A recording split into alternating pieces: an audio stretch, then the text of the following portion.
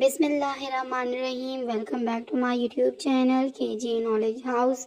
This video is about chapter number 5, Fiction and Poetry. Text number 2, The Happy Prince. Part B. It includes all the pages from page number 60 to 64. First portion include vocabulary. Fill in the blanks with the words in the vocabulary bank below. Use a dictionary to ascertain each word's meaning. Number 1, sorrow, जिसका मतलब है दुख, गम. Companion, साथी. Courtiers, दरबारी. Misery, मुसीबत. Pricked, एड़ लगाना. Feverishly, बुखार से. Garret, आखिरी मंजिल का कमरा. Pluck, तोड़ना. Fill in the blanks with the appropriate words. The happy prince was gilded and all over with thin leaves of fine gold. 2.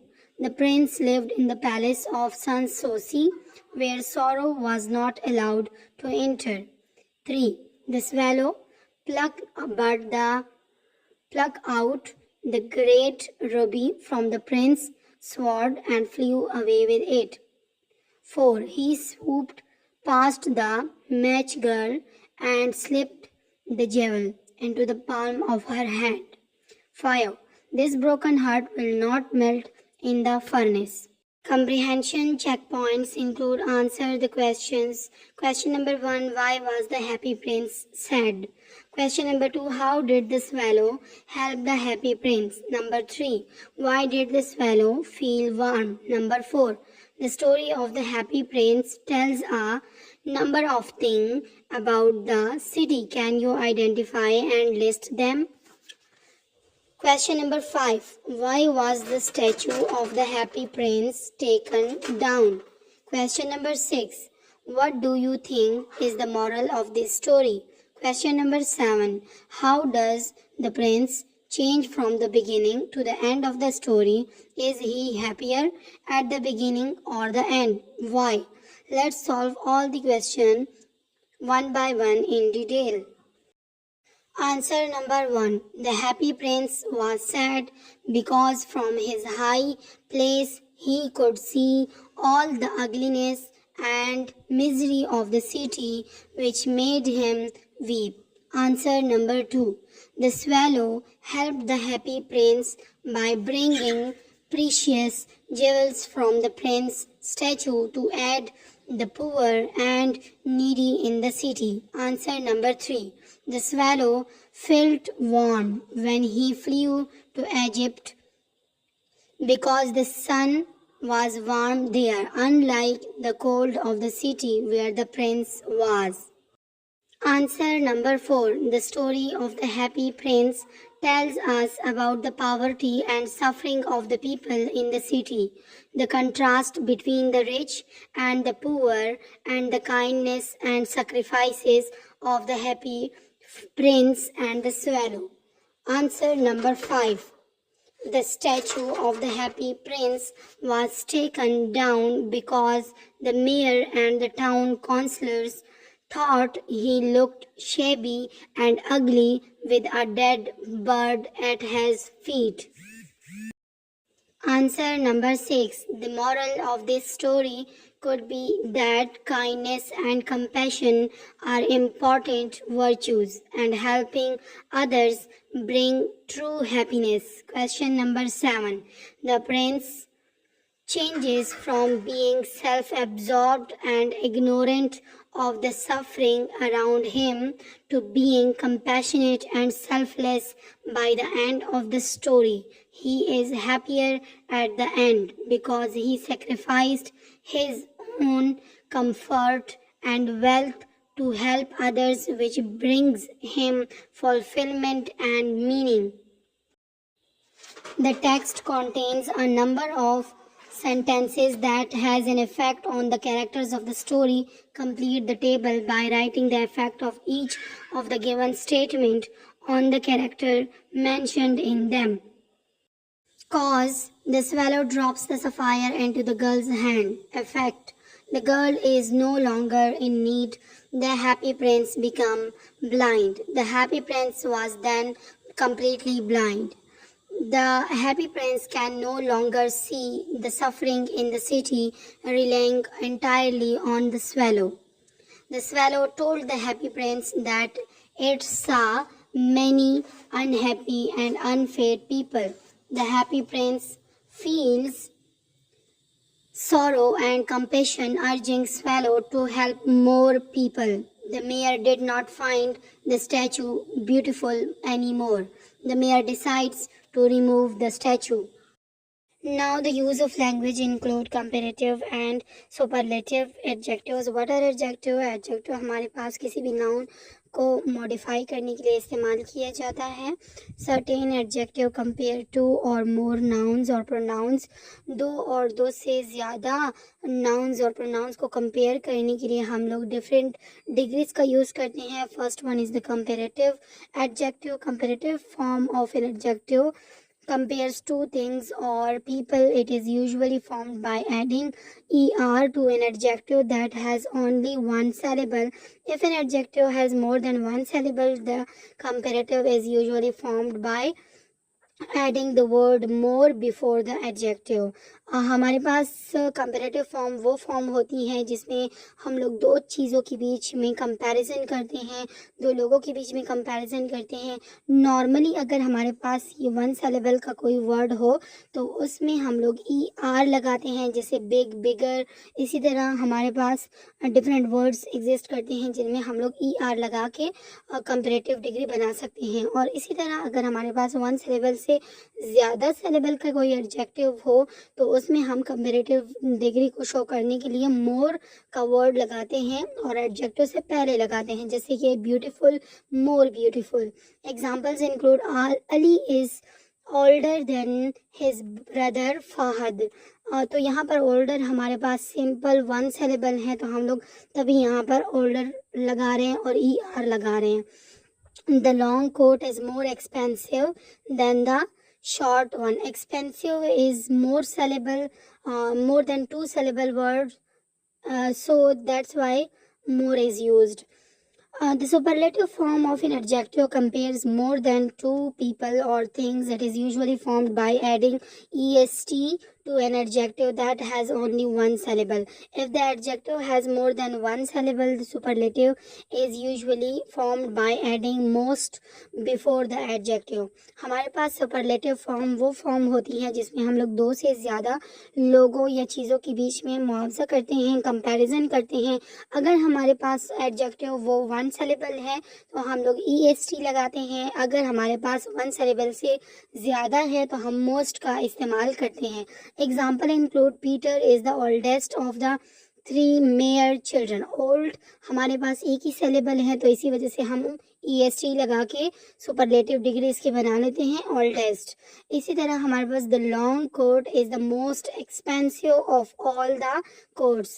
तो हमारे पास expensive जो है वो वन सिलेबल से ज़्यादा का वर्ड है तो इसी वजह से हम यहाँ पर most का इस्तेमाल करते हैं. Example include ugly, uglier, ugliest, polite, politer, politest.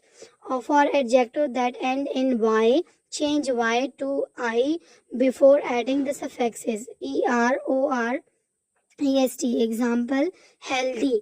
जिस इसमें आपके पास आखिर में आता है y तो हम इसको चेंज करेंगे, ई आर लगाएंगे, लेकिन ई आर के साथ हम आई बी लगाएंगे क्योंकि हम y को हटा रहे हैं तो यहाँ पर हम लोग आई बी लगाएंगे. तो healthier, healthiest, windy, windier, windiest. ठीक है. Comparative and superlative adjectives can also be formed by adding the word more, comparative and most superlative before the adjective. Comparative और superlative adjective बनाने के लिए हम लोग comparative form में more का word इस्तेमाल कर सकते हैं और superlative form में हम लोग most का word इस्तेमाल करके इन दोनों की डिग्रीज को बना सकते हैं. For example, Egypt is more famous than Greece. The statue of the Happy Prince was the most beautiful one in the city. तो more famous हमारे पास comparative degree है क्योंकि हम दो के बीच में comparison कर रहे हैं और यहाँ पर most beautiful हमारे पास बहुत सारे लोगों के बीच में कंपैरिजन कर रहे हैं, तो इस वजह से ये हमारे पास सुपरलेटिव डिग्री है, तो यहाँ पर मोस्ट इस्तेमाल होगा। Complete the chart below with the correct degree of the adjective from the story. Adjectives include टाल, तो कंपैरेटिव एडजेक्टिव और सुपरलेटिव एडजेक्टिव इनका बनाएंगे टाल, टालर, टालेस्ट। इसी तरह कंपैरेटिव एडजेक्टिव हैप्पियर है और एडजेक्टिव इसका बनेगा हैप्पी, सुपरलेटिव डिग्री इसकी बनेगी happiest. Dark, darker, darkest. Admirable, more admirable, most admirable. Cheerful, more cheerful, most cheerful. Rosy, rosier, rosiest. Punctuation, speech mark or inverted commas are the punctuation marks used to indicate the beginning and end of the direct speech. Direct speech में हम लोग commas का इस्तेमाल करते हैं, उनको हम punctuation marks बोलते हैं। They can also be use for quotation and titles. Quotation वगैरह इस्तेमाल करने के लिए हम लोग डायरेक्ट यही कॉमा लगाते हैं और exact word to word copy करते हैं। Direct speech are the words actually spoken by someone indicated by speech marks. जैसे अगर कोई अल्फाज किसी बंदे ने बोले हैं तो उसको डायरेक्ट स्पीच बोलते हैं, तो वही एग्जैक्ट हम लोग कॉपी करके किसी दूसरी जगह लिखते हैं या किसी को बयान करके देते हैं, तो वो हमारे पास डायरेक्ट स्पीच कहलाता है। तो उसको बयान करने के लिए हम लोग उनकी एग्जैक्ट वर्ड्स को कॉपी करने के लिए कॉमे के अंदर पुट करते हैं। तो इन्वर्टेड कॉमा हम लोग स्टार्ट में लगाते हैं और एंड में लगाते हैं, और उनके बीच में वो अल्फाज होते हैं जो उस बंदे ने कहे होते हैं। Punctuation, punctuating statements and questions in direct speech. If a person has made a statement, then a comma comes before the speech mark in direct speech. Dear swallow called the happy prince sadly. तो dear swallow हमारे पास start में आता है। ये अल्फाज happy Prince ने बोले हैं, तो इस वजह से हम इसको इन्वर्टेड कॉमास में बंद करेंगे। If a person ask a question, the question mark comes before the speech mark. तो अगर कोई बंदा कोई क्वेश्चन पूछ रहा है तो हमारे पास क्वेश्चन मार्क हम लोग अंदर लगाएंगे और फिर उसके बाद कॉमा बाहर लगाएंगे। Why are you weeping, then question mark हमने पुट कर लिया, फिर उसके बाद इन्वर्टेड कॉमा लगा लिया, आस्क्ड द स्वेलो। ठीक है। You can also right the speech at the end of a sentence using a comma before the speech marks begin. End of sentence में भी हम लोग लगा सकते हैं और कॉमा वगैरह वहाँ पर भी इस्तेमाल कर सकते हैं। द चिल्ड्रन फेसेस ग्रीव रोजियर, यहाँ पर हमने सिंपल कॉमा लगाया। वी हैव ब्रेड नाउ, तो अब हमने कोई एक्सक्लेमेशन मार्क वगैरह अगर लगाना है तो वो हम लगा लेंगे और कॉमे में इसको बंद कर लेंगे और दोबारा से हम आगे कंटिन्यू कर सकते हैं। Read the sentences below and add inverted commas, comma and question mark where required. वहाँ जहाँ पर क्वेश्चन मार्क की ज़रूरत है, जहाँ पर इन्वर्टेड कॉमा की ज़रूरत है या कॉमास की ज़रूरत है, वो इन सेंटेंसेस में लगाने हैं। तो यहाँ पर मैंने लगा के दिए हुए हैं, आप लोग चेक कर सकते हैं। Writing portion include narrative writing. The elements of the story play an important role in developing a story. The given map helps in organizing the story.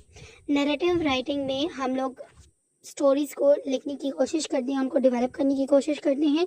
तो अगर हम किसी भी स्टोरी को राइट कर रहे हैं या डेवलप करना चाहते हैं तो उनको डेवलपिंग के लिए हमारे पास ज़रूरी है कि हम स्टोरी के एलिमेंट्स को जान लें। ये तो हम पिछले लेक्चर में या पिछले वीडियो में हम लोग पढ़ चुके हैं इसके बारे में कि स्टोरी के कौन कौन से एलिमेंट्स होते हैं और उनकी डेफिनेशन भी हम लोगों ने अच्छी तरह पढ़ी थी। अभी हम लोग शॉर्ट सा एक मैप देख रहे हैं। इस पेज पे हमें नज़र आ रहा है कि हमारे पास सबसे पहले दरमियान में टाइटल गिवन है। अगर हम स्टोरी लिख रहे हैं तो सबसे पहले हमें ये पता होना चाहिए कि हम स्टोरी किस चीज़ के बारे में लिख रहे हैं और उनका टाइटल क्या है।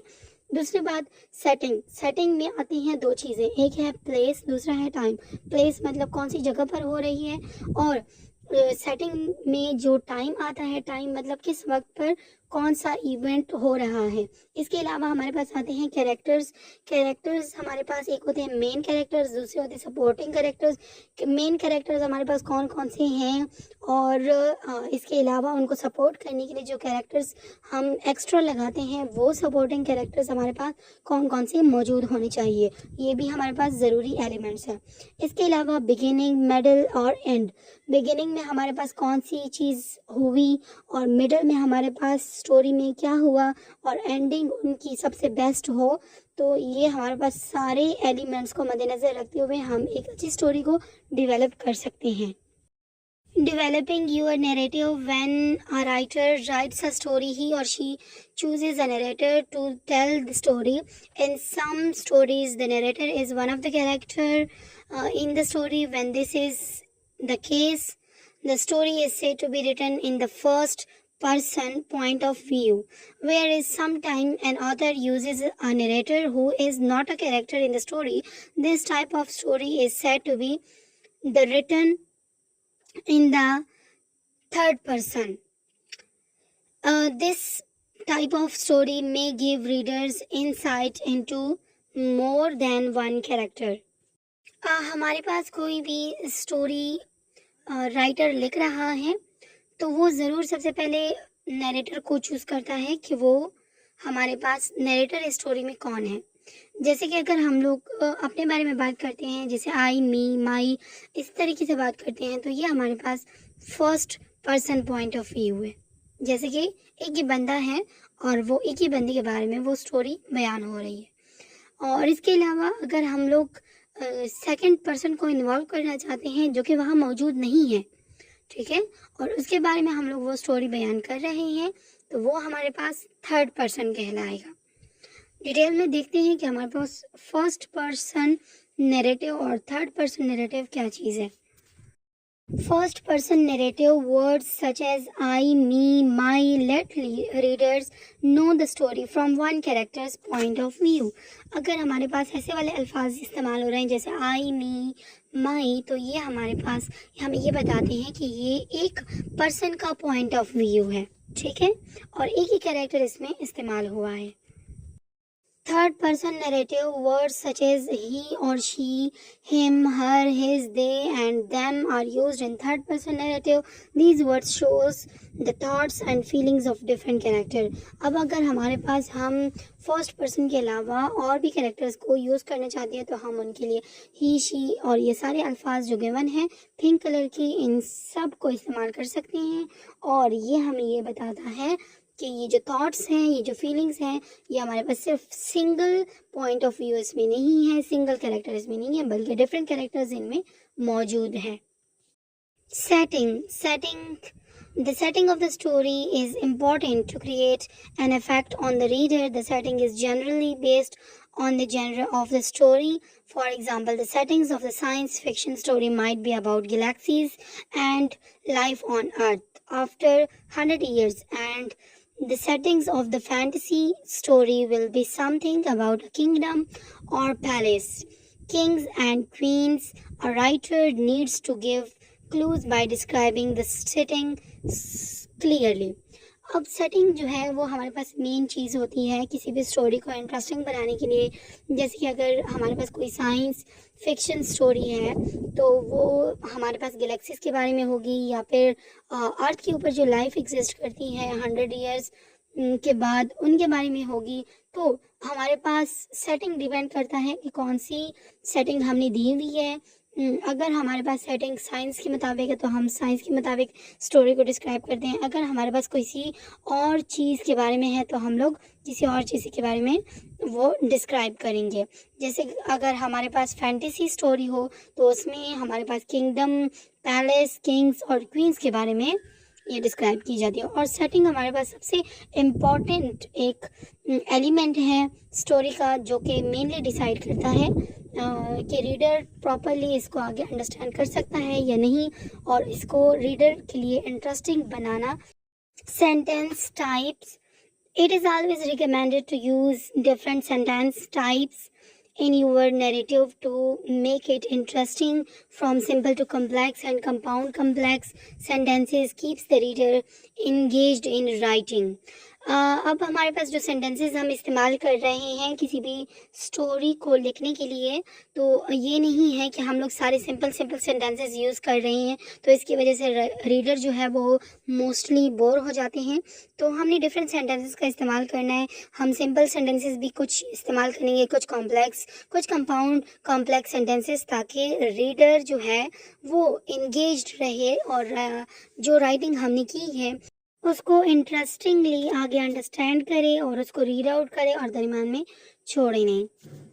Using direct speech or dialogues in your narrative, using dialogues in your story makes it even more interesting and lively. It brings the story to life. The story Happy Prince is written with a number of dialogues embedded in the story between the swallow and the prince. It tells us the context and the conversation that has taken place between the characters. Here, what a person says appear within quotation marks and should be quoted word for word exactly as it was originally said. हमने story को interesting बनाने के लिए और उसमें जान डालने के लिए हम लोग क्या करेंगे, डिफरेंट डायरेक्ट स्पीच का इस्तेमाल करेंगे, डायलॉग्स का इस्तेमाल करेंगे। जैसे हैप्पी प्रिंस स्टोरी में हमारे पास बहुत सारे डायलॉग्स का इस्तेमाल किया गया है, जो कि कुछ डायलॉग्स फेलो ने बोले हैं, कुछ डायलॉग्स प्रिंस ने बोले हैं। तो डिफरेंट कम्युनिकेशन हुई है और कम्युनिकेशन में हमने इन्वर्टेड कॉमर्स में भी कुछ कॉन्टेक्स्ट देखे हैं। और इसके अलावा अगर हम लोग स्टोरी को मज़ीद इंटरेस्टिंग बनाना चाहते हैं तो हम लोग इसी तरह डायलॉग्स का इस्तेमाल करेंगे और इन्वर्टेड कॉमर्स में उन कोटेशन को पुट करेंगे और वर्ड टू वर्ड वही एग्जैक्ट यूज़ करेंगे जिस तरह वो ओरिजिनली उन लोगों ने बोला था। तो किसी भी बंदे की ओरिजिनल वर्डिंग को लिखने के लिए हम लोग कोटेशन मार्क्स का या कॉमा का इस्तेमाल करेंगे। Transitional words and devices also as soon as, because, but, finally, while, meanwhile, next, so, soon, therefore, when, ये सारे वर्ड्स हमने इस्तेमाल करने हैं डिटेल में। Use of transitional words in order to write events sequentially. It is recommended that you use transitional words that helps the readers know when things happen and in what order. अगर हम sequentially किसी भी चीज़ को लिख रहे हैं, जैसे कोई वाक़या हो रहा है तो हम उसको प्रॉपरली लिखना चाहते हैं तो हम ट्रांजिशन वर्ड का ज़रूर इस्तेमाल करेंगे ताकि रीडर्स को ये आइडिया हो कि कौन सी चीज़ क्या हो रही है और कौन सी सिमत में हो रही है।